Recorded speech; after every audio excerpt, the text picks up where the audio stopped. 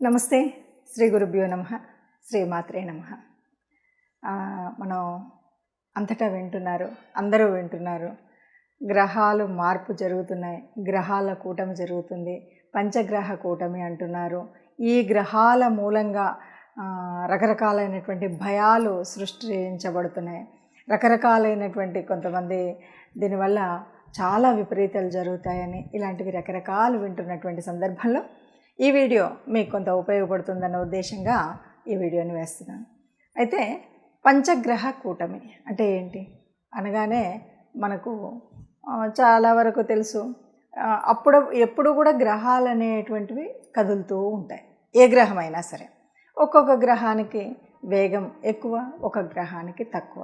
ఈ గ్రహాలు వేగం ఎక్కువ ఉన్నా తక్కువ ఉన్నా నిరంతరం చెల్లిస్తూ ఉన్నటువంటి ఈ గ్రహాలు అనుకోకుండా కొన్నిసార్లు ఒక్కొక్క గ్రహంతో యుతి చెందడం, కలిసి ఉండడం, దగ్గరికి చేరడం, అన్నీ ఒక చోటుకి రావడం ఇలాంటివి జరుగుతూ ఉంటాయి. అలాగే మనకు 3 గ్రహాలు, 4 గ్రహాలు, 5 గ్రహాలు, 6 గ్రహాలు అంటే పంచగ్రహం, శ్రేష్ఠ గ్రహాలు ఇలా అంటుంటాం కదా. ఇలా జరుగుతూ ఉంటాయి. సరే, ఇప్పుడు జరిగినటువంటి పంచగ్రహ కూటమి ఏదైతే ఇప్పుడు రాబోతున్నటువంటి పంచగ్రహ కూటమి ఏంటంటే ఇంతకుముందు మరి జరగలేదా అంటే జరుగుతాయి, ఎప్పుడు జరుగుతూ ఉంటాయి. 12 సంవత్సరాల క్రితము వచ్చినటువంటి పంచగ్రహ కూటమి ఏదైతే ఉందో దానివల్ల కొన్ని విపత్తులు అయితే వచ్చాయి అన్నది మన వాళ్ళు చెప్పేటువంటి మాట. అది పంచగ్రహ కూటమి వల్లనేనా, లేదా పంచగ్రహ కూటమి వస్తుందా, లేదా ఇంకా వివిధ కారణాల, ఏదేమన్నా సరే ఇంతకుముందు పంచగ్రహ కూటమి ఉన్నప్పుడు వచ్చినటువంటి విపత్తు అయితే దేశం చూసింది. ఇక ఈ పంచగ్రహ కూటమిలో మరి ఇప్పుడు ఎక్కడ జరుగుతాయి, ఏం జరుగుతాయి అన్నటువంటి మాటకి వస్తే ఈ పంచగ్రహ కూటమి మనకి వృషభ రాశిలో జరుగుతుంది. వృషభ రాశిలో రవితో పాటు గురువు, శుక్రుడు, బుధుడు ఈ 4 గ్రహాలతో పాటు అతి త్వరగా కదిలేటువంటి 2.5 రోజులకి ఒక రాశి నుండి ఇంకొక రాశికి మార్పు చెందేటువంటి చంద్రుడు అక్కడికి వస్తున్నాడు. చంద్రుడు ఎప్పుడైతే వస్తాడో అప్పుడు 5 గ్రహాల కూటమి అవుతుంది. చంద్రుడు 5, 6 ఈ 2 రోజులని చెప్పాలి. ఈ 2 రోజులలో మనకి పంచగ్రహ కూటమి కనిపిస్తుంది. ఆకాశంలో కూడా అద్భుతంగా ఉదయం లేస్తే కనిపించేటువంటి ఒక పరిస్థితి. చాలా వరకు ఆస్ట్రానమర్స్ కానీ, ఆస్ట్రాలజీకి చెందినటువంటి వాళ్ళు కానీ వీళ్ళందరికీ ఇది ఒక పవిత్రమైనటువంటి స్థితి. అందరూ కూడా ఈ పంచగ్రహ కూటమి ఉన్నప్పుడు ఏం చేయాలి, ఏం చేయకూడదు అనేటువంటిది దీని గురించి తర్చనపర్చనలు, చర్చలు ఇవన్నీ మామూలుగా ఉండేటువంటి మాటే. ఏదేమన్నా సరే మరి 5 గ్రహాలు ఒక చోట ఉంటే ఎలా ఉంటాయి అంటే, ఏ గ్రహానికైనా ఓ ప్రత్యేకమైనటువంటి గుణం ఉంటుంది. అంటే చంద్రుడు అంటే చక్కగా చల్లని చూపునిచ్చి చల్లని మనసునిచ్చేటువంటి వాడు. సూర్యుడు ఆత్మకారకుడు. ఇట్లా ఒక్కొక్క గ్రహానికి ఒక్కొక్క కారకత్వము ఉంటుంది, ఒక్కొక్క తత్వము ఉంటుంది. మరి ఇలా వివిధ తత్వాలు కలిసి ఒక చోట ఉండేసరికి ఏమవుతుందంటే ఈ తత్వాలు మంచిని ఇవ్వచ్చు, చెడుని ఇవ్వచ్చు, ఏమీ ఇవ్వకుండా ఉండొచ్చు. ఇది మరి ఇక్కడే 5 గ్రహాలు ఉన్నాయి. ఇంకా మనకు ఉండేటువంటి 9 గ్రహాల్లో మిగతావి 4 బయట ఉన్నాయి. మనకు తెలుసు. రాహువు, కేతువు ఎక్కడున్నారో మనకు తెలుసు. రాహువు మీనంలో ఉంటే కేతువు కన్యలో ఉన్నాడు. ఇక మిగిలింది శని కుంభంలో ఉన్నాడు. ఇది మనకు కనిపిస్తున్నటువంటి గ్రహాల యొక్క స్థితి. ఇది ఎప్పుడు వస్తుంది అంటే జూన్ 5, 6 తారీఖులలో కనిపిస్తుంది. మరి ఒక్కరోజు 2 రోజులు ఉండేటువంటి దాని గురించి ఇంత వీడియో అవసరమా, లేకపోతే ఇంతమంది చెప్పడం అవసరమా, ఇంతమంది వేద పండితులు, ఇంతమంది జ్యోతిష్యులు మాట్లాడడం అవసరమా అంటే ఎలా ఉంటుంది అంటే దీని యొక్క ప్రభావం తక్కువలో తక్కువ అంటే ఇప్పుడు మనం చేసేటువంటి ఒక పని మంచి కానీ చెడు కానీ ఆ రోజు కనుక మనం చేసినట్టయితే ఆ పని యొక్క ప్రభావం దాదాపుగా కొన్ని చిన్న పనులు అయితే దాని ప్రభావం వల్ల ఒక 40 రోజులు ఉంటుంది. 1 సంవత్సర కాలమైనా దాని యొక్క చెడు ఎఫెక్ట్ ఉంటుంది.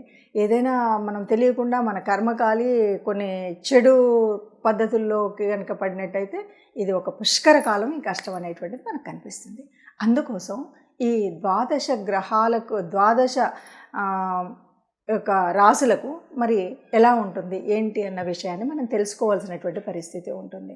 ఏ గ్రహమైనా మనకు ప్రతి ఒక్కరు కూడా ఇది గోచార రీత్యా మనకు జరుగుతున్నటువంటి ఈ సమయంలో ఇప్పుడైతే మనకు 5 గ్రహాలు ఒక్క చోటికి జూన్ 5, 6 తారీఖుల్లో వస్తున్నాయి. ఇలా వచ్చినప్పుడు అంటే అందులో అస్తంగత్వం చెందడం, ఎందుకంటే అన్నీ దగ్గరగా వచ్చాయి. అన్నీ దగ్గరగా వచ్చేసరికి ఏమవుతుంది, ఏ రాశి దాన్ని ఏ గ్రహము కూడా దాని యొక్క ప్రభావాన్ని పూర్తిగా చూపెట్టేటువంటి పరిస్థితి ఉండదు. మరి ఇలాంటప్పుడు ఎట్లా ఉంటుంది అన్నది ఒక్కొక్క రాశికి మనం విడివిడిగా చెప్పుకుందాం. తదుపరి ధనుసు రాశి వారికి ఎలా ఉంటుంది? ధనుసు రాశి వారికి ఈ పంచగ్రహ కూటమి వల్ల ఎలా ఉంటుంది అంటే, పెద్దగా ఆశించిన లాభాలు ఉండవు, అలా అని పెద్దగా నష్టాలు ఉండవు, మధ్యంతరంగా ఉంటుంది, న్యూట్రల్గా ఉంటుంది ఈ రాశి వారికి ఈ పరిస్థితుల్లో. ఎందుకు అంటే ధనుసు రాశి గురువు తనకు సరిపోయినటువంటి స్థానంలో లేకపోయినప్పటికీ, అంటే రాష్ట్రాధిపతి సరైనటువంటి స్థితిలో లేకపోయినప్పటికీ, పంచగ్రహ కూటం వల్ల ఈ గ్రహాలన్నీ కలిసినందువల్ల మనకి పెద్దగా లాభం నష్టం లేకుండా నార్మల్గా యథాతథంగా ఉంటుంది. అయినప్పటికీ కూడా మనం ఏంటంటే ఖర్చుల విషయంలో కొద్దిగా జాగ్రత్తగా ఉండాలి. ఇంకొకటి ఏంటంటే, ఎవరికైనా సరే మనం ఎప్పుడు కూడా ధనుసు రాశి అంటేనే ఇంకొకరికి మార్గదర్శనం చేయడం, ఇంకొకరికి ఒక సూచన ఇవ్వడం, ఇంకొకరికి నిర్ణయాలు చెప్పగలిగే స్థితిలో ఉండడం అనేటువంటిది ఉంటుంది. ఒక పెద్దరికంతో ఉండేటువంటి స్థితి ఉంటుంది. కాబట్టి దానికి ఎక్కడా కూడా ముప్పు రాకుండా, ఎవరికైనా సరే మనం మాట చెప్పామంటే ఆ మాటకి మర్యాద ఇచ్చి ఉండే విధంగా చెప్పవలసినటువంటి మాటల్ని చెప్పడం, మనం ఏదైనా సరే ఒకరికి సలహా ఇచ్చాము అంటే ఆ సలహా స్వీకరించదగిందిగా ఉండేటువంటి సలహాలను ఇవ్వడం, ఇలాంటివి కనుక చేసినట్టయితే ఏమాత్రం చెడు లేకుండా ముందుకు వెళ్ళగలిగేటువంటి పరిస్థితి ఉంది. అంటే మన మీద ఏ రకమైనటువంటి చెడు ప్రభావం అనేటువంటిది అస్సలు ఉండకుండా ఉంటుంది. అంటే ఎవరికి ఇచ్చినా సరే చక్కటి సలహాలు ఇవ్వడం, ఏదైనా సరే ఒక వేద జ్ఞానం లాంటి ఒక జ్ఞానాన్ని సముపార్జన చేసుకునేటువంటి అవకాశం అయితే ఉంటుంది.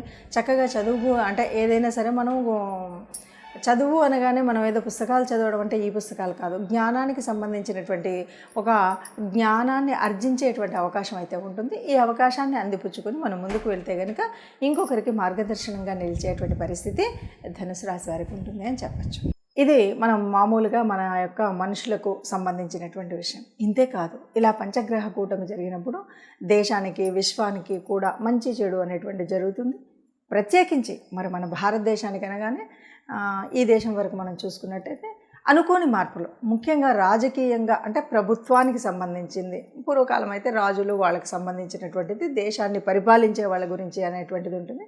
ఆ పరిపాలనా విధానంలో పెద్ద మార్పులు, పెను మార్పులు జరిగేటువంటి అవకాశం అయితే మనకు ఈ పంచగ్రహ కూటమి మూలంగా జరిగేటువంటి అవకాశం ఉంటుంది. అది మంచా చెడా అంటే మార్పు అయితే జరుగుతుంది. ఆ మార్పు వల్ల వ్యతిరేకత రావచ్చు, అనుకూలత రావచ్చు, ఏదైనా సరే దేశానికి మాత్రం ఒక పెను మార్పు జరిగేటువంటి అవకాశం అయితే ఉంటుంది అని చెప్పచ్చు. ఇది మనకు ఇంట్రోలో వచ్చింది, 5 నిమిషాలు వచ్చింది కదా మొత్తం. సో ఇప్పుడు ఎండింగ్. మరి గ్రహాల యొక్క కూటమి అనగానే అందరూ ఒక భయం అనేటువంటిది అవసరం లేదు అని తెలుస్తుంది కదా. పంచగ్రహ కూటమి వల్ల మనం పెద్దగా భయపడాల్సినటువంటి అవసరం ఏముండదు. కాకపోతే శారీరకంగా మనకు రెగ్యులర్గా గ్రహాల యొక్క మార్పు జరిగినప్పుడు ఎలా ఉంటుందో అలాంటి మార్పు అయితే జరుగుతుంది. ఒకటి ఏంటి అంటే, ఇప్పుడు ఈ సమయంలో ఈ పంచగ్రహ కూటానికి కొద్దిగా ఎక్కువగా చెప్పుకోవడం వల్ల ఏంటంటే, ఇది ఈ సంవత్సరము కొద్దిగా మనకెప్పుడు ఈ సంవత్సర కాలమే ప్రారంభమైనప్పటి నుండి కూడా ఇది కొంచెం కోపాలకి, తగాదాలకి, గొడవలకు ఎక్కువగా అవకాశం ఉండే సంవత్సరం అని చెప్పుకున్నాం. క్రోధినామ సంవత్సరము అని పేరు ఉండడం వల్ల.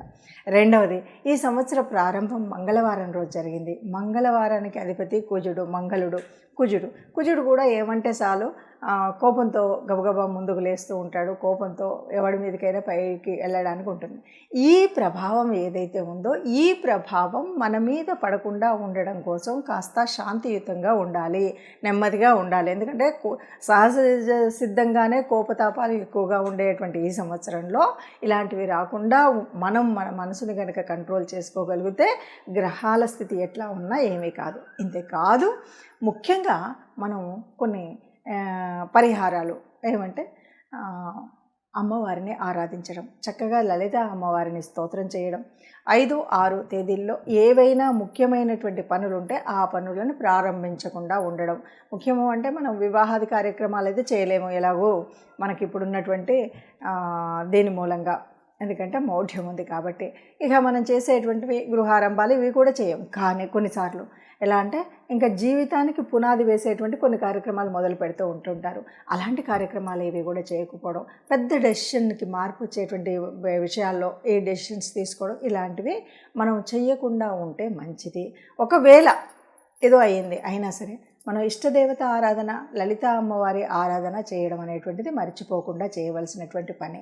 ఈ రెంటికి తోడు వీలైనప్పుడల్లా ఈ సంవత్సర కాలం అంతా కూడా నవగ్రహ మండపానికి వెళ్ళాలి. తప్పనిసరిగా నవగ్రహ మండపానికి వీలైనప్పుడల్లా వెళ్ళడం, నవగ్రహ ప్రదక్షిణ చేయడం, లేదు మనకు వీలైతే ఇంట్లోనే కూర్చొని నవగ్రహాలకు సంబంధించిన స్తోత్రాలని చదువుకోవడం.